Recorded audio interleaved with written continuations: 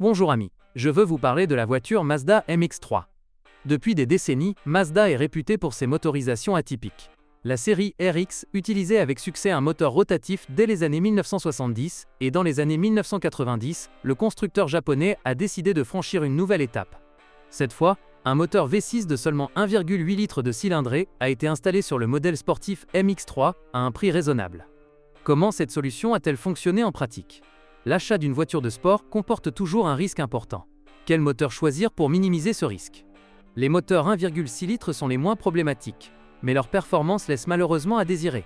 Si vous ne souhaitez pas consulter fréquemment le mécanicien et que vos exigences en matière de performance ne sont pas élevées, la version 107 chevaux devrait suffire. Son seul inconvénient réside dans des problèmes occasionnels d'allumage. Les conducteurs en quête d'une expérience sportive, même minime, choisiront sans hésiter le moteur V6. Malheureusement, si le 0 à 100 km/h en 8,5 secondes du MX-3 est impressionnant, ce moteur pourrait vous réserver une mauvaise surprise.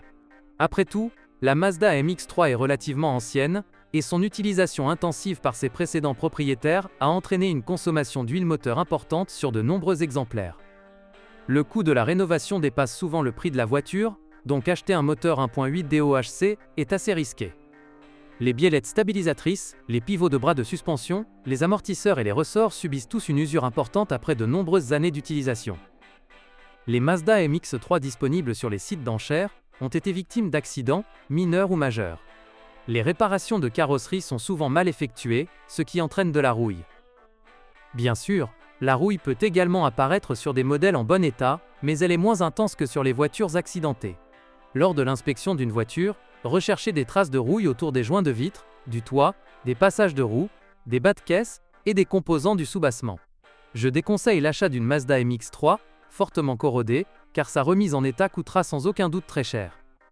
Du rouge apparaît également souvent sur les composants du système d'échappement. Il faut également en tenir compte. Les fuites d'huile du moteur et des composants de la transmission sont également rares. Certains joints sont déjà très anciens, et le précédent propriétaire n'a manifestement pas pris la peine de les remplacer. Le condenseur de climatisation est également fréquemment endommagé, et il est difficile de le trouver. Les propriétaires de Mazda MX-3 se plaignent également de joints d'arbre de transmission défectueux. Outre son esthétique attrayante, la bonne tenue de route et la sonorité exceptionnelle du V6 méritent également d'être saluées. Il est toutefois regrettable qu'en conduite sportive, le moteur 1,8 litres puisse consommer jusqu'à 17 L/100 km. Choisir une Mazda MX-3 implique également une qualité de finition intérieure plutôt médiocre et un choix limité de pièces de rechange. Compte tenu de la faible durabilité de la plupart de ces pièces, il est préférable d'opter pour des pièces d'origine, très onéreuses. Merci de votre écoute. N'oubliez pas de vous abonner et de noter ma vidéo. Si vous connaissez des problèmes avec cette voiture que je n'ai pas mentionné, n'hésitez pas à les partager dans les commentaires.